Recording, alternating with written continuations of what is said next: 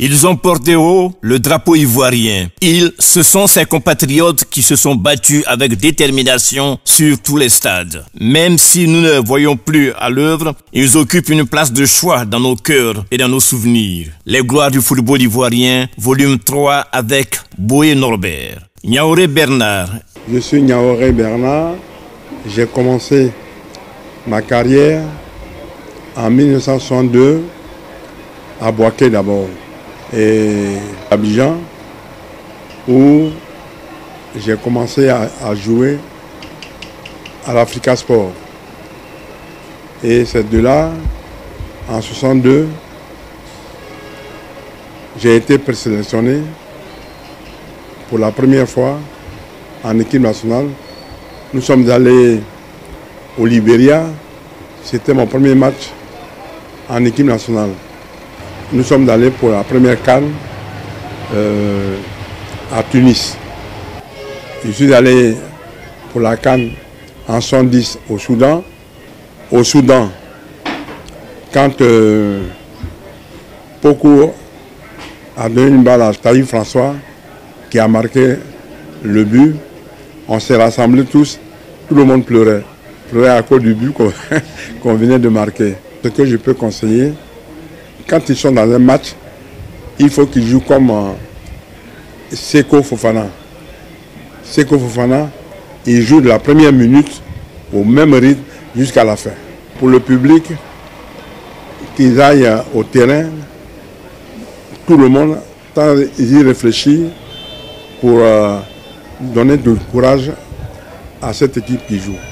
Oui, Norbert François, dit La Flèche. J'ai débuté ma carrière à l'AS Oumé quand j'étais au CG catholique de cette ville en Ligue 2 avec l'AS Oumé. Et c'est de là Feugne Makan, le papa de Kader et Fadel, est venu me chercher pour jouer au Sporting parce que j'avais de la qualité. Et la même année, j'ai appartenu à l'équipe nationale de Jean Tokwa à l'époque, à 70.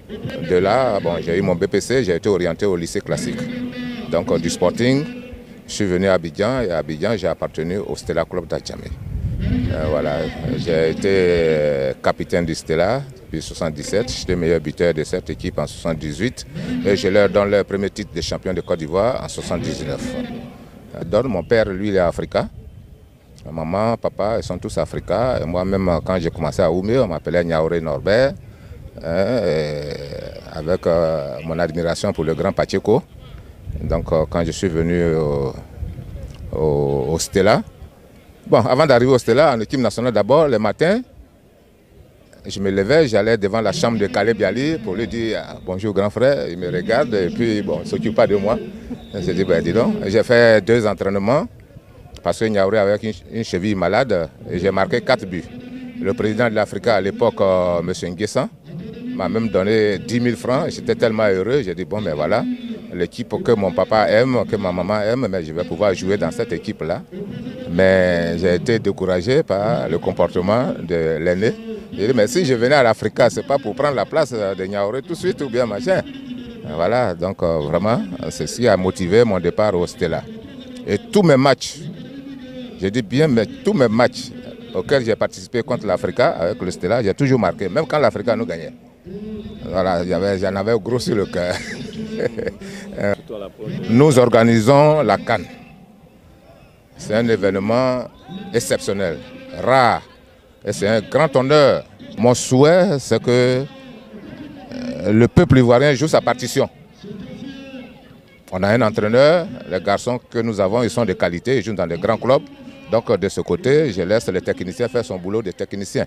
Mais je dis, nous, les autres, la Côte d'Ivoire, le peuple, nous devons venir en masse pour que nos garçons, nos enfants qui vont évoluer sachent que nous sommes avec eux, que nous sommes derrière eux et que nous les poussons jusqu'à la finale et que nous remportons ce trophée-là.